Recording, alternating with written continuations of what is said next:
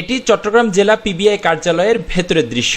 এক ব্যক্তিকে ভাটিয়ারী এলাকা থেকে তুলে এনে রাতভর এভাবেই নির্যাতন চালানোর কক্ষে বলেন না। ভুক্তভোগীর গালে সজোরে আঘাত করা ব্যক্তির নাম ফোরকান। তিনি এসআই শাহাদাতের ভাড়া গাড়ির চালক। আমার গাড়ি পুলিশে ভাড়া নিয়েছিল শাহাদাত স্যার। কোথায় কোথায় গেছেন আপনি বলেন তো? আমি কক্সবাজার গেছি, বরিশালে গেছি, ভোলা গেছি, তো সিটির ভিতরে ডিউটি করছি। আসামিরা দেখতেছেন না, আসামিকে ধরতে যাই আপনার ভাটিয়ালি থেকে। আনার পরে এটা কার রুমে বসছিলেন আপনারা? আমরা স্যারের রুমে।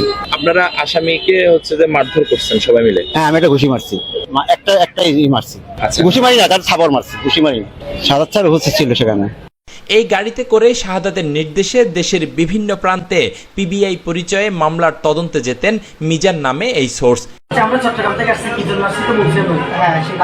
এসআই শাহাদাত টার্গেট ব্যক্তিদের কল লিস্ট, লোকেশন সহ ব্যক্তিগত তথ্য সরবরাহ করতেন। এরপর আইন শৃঙ্খলা বাহিনীর পরিচয় তুলে আনা হতো তাদের।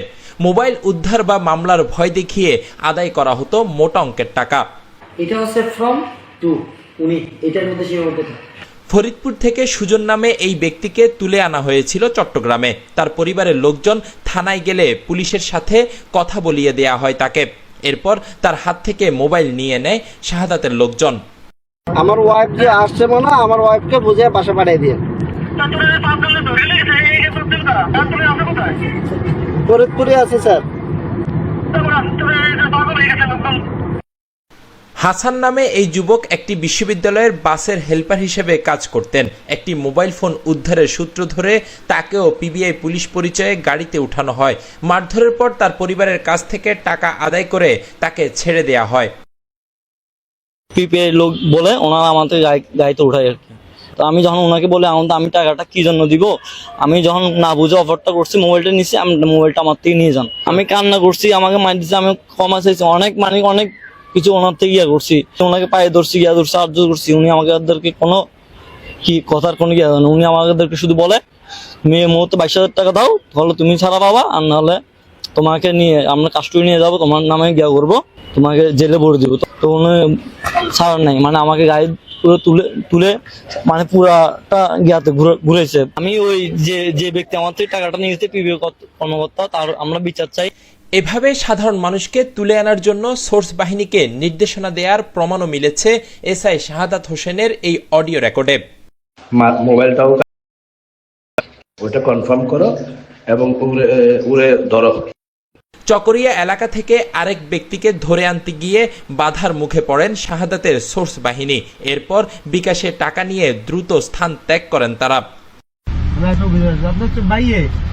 কত বড় যে চালু মালিতে চিটাং থেকে আমাদেরকে সরাসরি লেগেছে কোথায় সবরিয়া, আবার বিকাশে দিতে হবে। টাকা কেমনি ম্যানেজ করতেছি আমরা জানি না। আসাদ নামে এক যুবক, যিনি এক সময় শাহাদাতের সাথে কাজ করতেন, তিনি জানান মিজানকে পিবিআই অফিসার হিসেবে পরিচয় করিয়ে দেয়া হয়। পরে বুঝতে পেরে তিনি এই চক্র থেকে সরে আসেন এবং পুলিশ সদর দপ্তরে অভিযোগ দাখিল করেন। আমাদেরকে নিয়ে বিভিন্ন জায়গায় বিভিন্ন কাজে পাঠায়, দিয়ে যে অমুক জায়গায় যাবো অমুক জায়গায়। তো আমি তখন বুঝতাম না, মানুষ মানে আমরা যাদের কাছে যাই তারা আমাদেরকে পিবিআই মনে করে।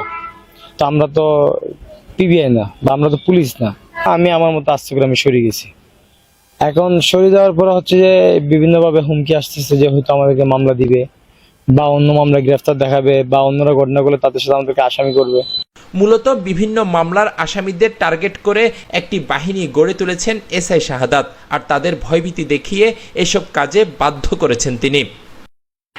এটা হচ্ছে যে ফুল স্টেটমেন্ট, এটা হচ্ছে বিটুইন উনি আর ওনার মধ্যে।